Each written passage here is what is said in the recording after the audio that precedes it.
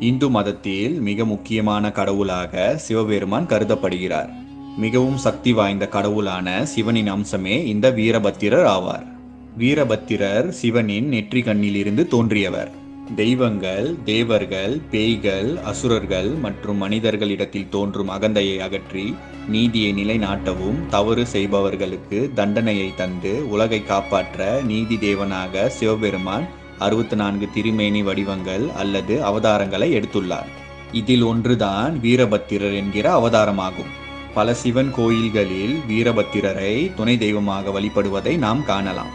வீரபத்திரர் ஒரு உக்கிரமான போர் தெய்வமாக கருதப்படுகிறார். இவர் ஒரே சமயத்தில் முக்கிய கடவுளான பெருமாள், அக்னி தேவன், இந்திரன், சூரிய பகவான், சந்திரன் மற்றும் 30 முக்கோடி தேவர்களை போர் செய்து வீழ்த்தியுள்ளார். இதன் வழி வீரபத்திரர் எவ்வளவு சக்திமிக்க தெய்வம் என்பதை நம்மால் அறிய முடியும்.